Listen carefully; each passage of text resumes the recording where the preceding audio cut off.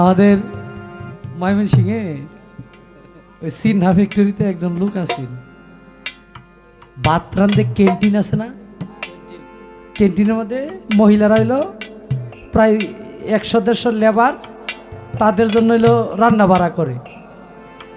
এখন একটা লোক, এটা খুব মানে সহজ সরল মানুষ, যা কয় সামনাসামনি কয়লা, এনে আবার রান্না বাড়া করতে খুব সুন্দর একজন মহিলা।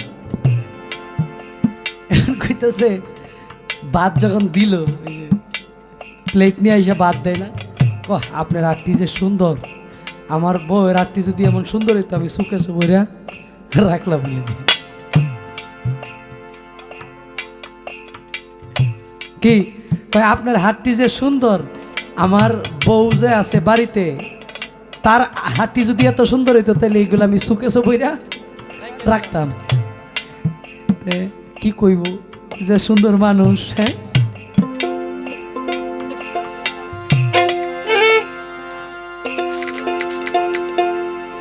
আমরা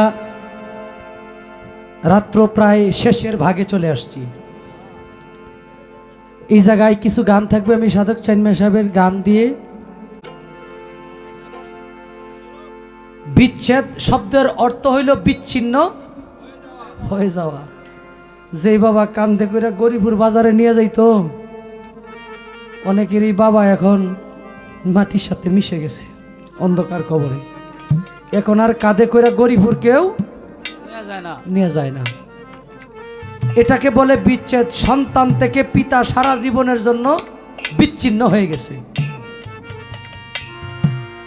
যে স্ত্রী স্বামীর ছাড়া ভাত খাইতো না, অনেক স্ত্রী আছে এখন একা একাই খাইতে হয়।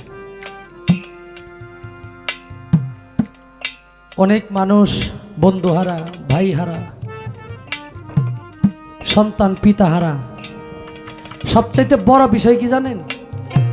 সবচাইতে বড় বিচ্ছেদ হলো এই পৃথিবীতে আপনি আমি কেউই থাকবো না।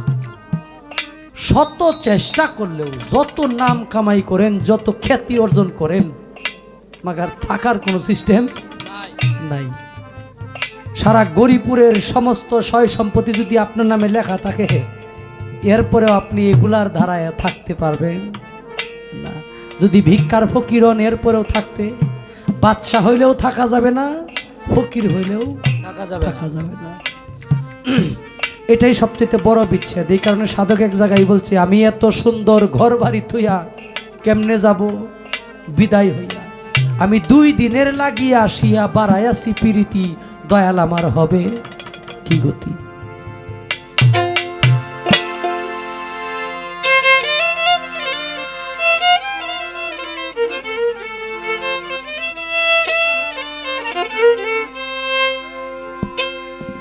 ওরে ভাবনা নাই যা,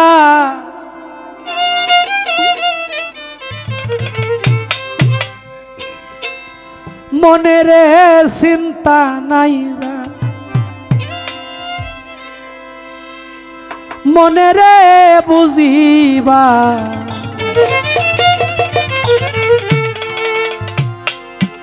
ডোলটা নাই ভাই, একবারে 2টা সাইড কোনোই কাজে কানে লাগে না, একবারে খালি খালি লাগে। মরিলে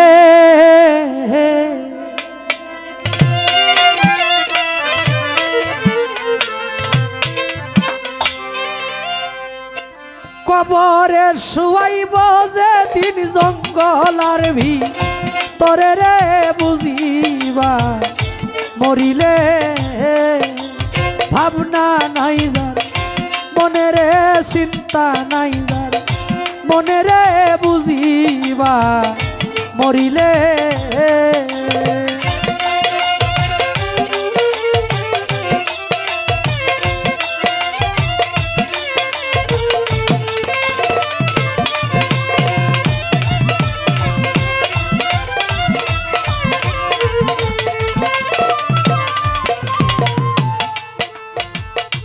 একাকিনী শুইবা যে তিনি গো, ওহ মানুষ গহীন জঙ্গলে,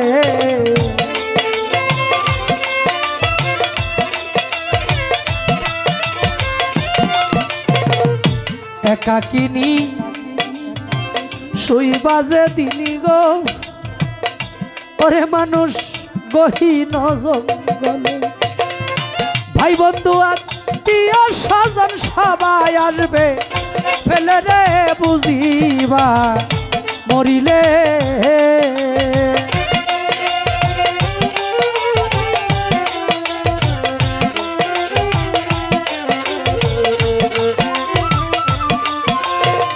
ভাই বন্ধু আত্মীয় স্বজন সবাই আসবে, ফেলে রে বুঝিবা মরিলে।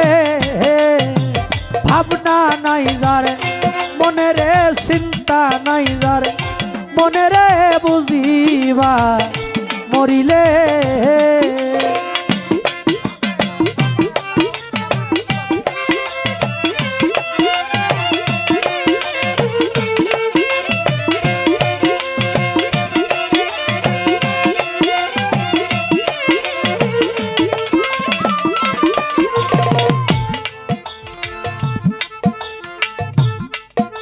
একাকিনী শুই বাজে দিন জঙ্গলার ভিতরে।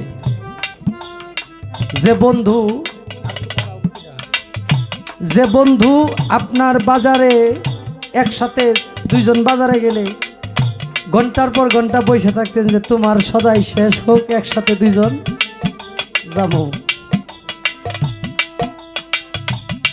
শেষ দিনে কেউ কারো সাথে যাবে না, যায় না। অনেকেই বলে যে তোমারে স্যার আমি বাঁচবো না, তোমারে স্যার আমি পৃথিবীতে একদিনও থাকতে পারবো না। ঠিকই সে থাকে। ছবি যেমন আঁকে পোলাপান মাটিতে, যেমন আঁকা আঁকি করে বিভিন্ন আকৃতি, বিভিন্ন ঘরের ছবি আঁকে, এটা যেমন ইচ্ছা করলেই মোছা যায়, এই জীবন এই পৃথিবীর মধ্যে আঁকা আঁকি মোছামুছি। পাশের বাড়ির ভাইটা মারা গেছে, কয় কেমনে মরছে বাবা? কারেন্টে শর্ট খায় মারা গেছে। ওহো, কারেন্টে শর্ট খাইলে তো মানুষ মারাই যায় না, এটা হইলো উছিলা। আমি চিন্তা করি আমার বয়স 35, 32, 30, আমি মরমু না, আমি কারেন্টে শর্টও খাবো না, আমি মারাও যাবো না, না ঘুমের ভিতরে চলে যাবে। এটাই সবচাইতে বড় সত্য। পৃথিবীর মধ্যে অনেক কিছুই মিথ্যা হইতে পারে, সবচাইতে বড় সত্য হলো আপনি আমি কেউই এই পৃথিবীতে থাকবো না। দেখেন ভাই, একদম একদম কথা বলবেন না।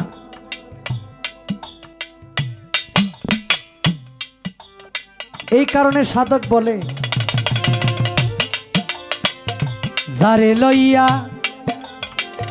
রঙ্গরসে গো, ওরে মানুষ এক বিছনায় ঘুমাইলে। হালকা হল ইকু বুকালে দেন। যারে লইয়া রঙ্গরসে গো, ওরে মানুষ এক বিছনায় ঘুমাইলে। সে তোমারে ছেড়ে যাইব দুই চক্ষু জিলে গো, বুঝিবা মরিলে।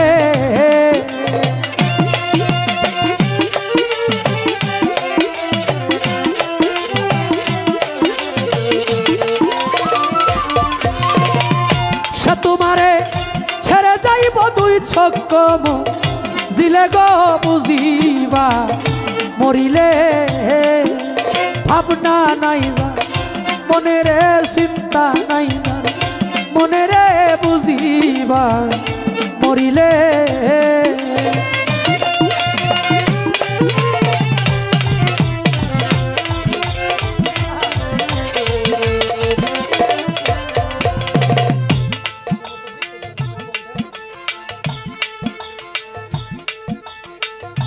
নামাজ রোজা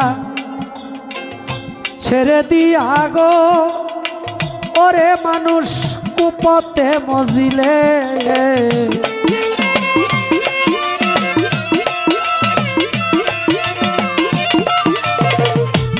নামাজ রোজা ছেড়ে দিয়া গো ওরে মানুষ কুপথে মজিলে কি জবাব দিবে গিয়া হাসরমি জানে রে বুঝিবা মরিলে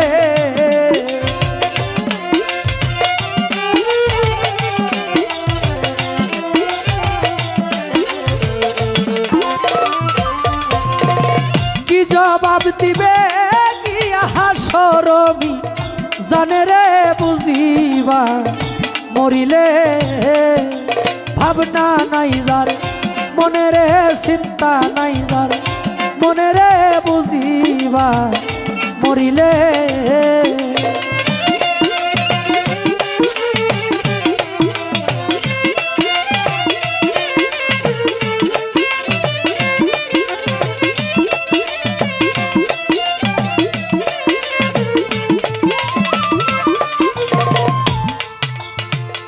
সাধক চান মিয়ায় কয় ঠেক বাজে তিনি গো ওরে মানুষ ফুলসের আর্মি জানে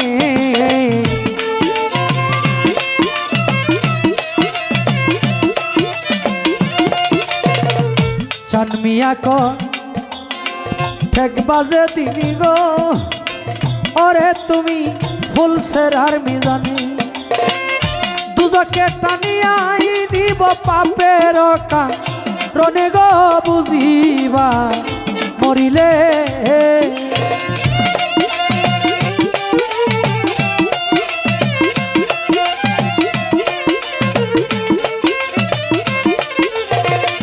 দুজকে টানিয়াই নিব পাপের রনে গো বুঝিবা মরিলে ভাবনা নাই যার মনে রে চিন্তা নাই যার মনে রে বুঝিবা মরিলে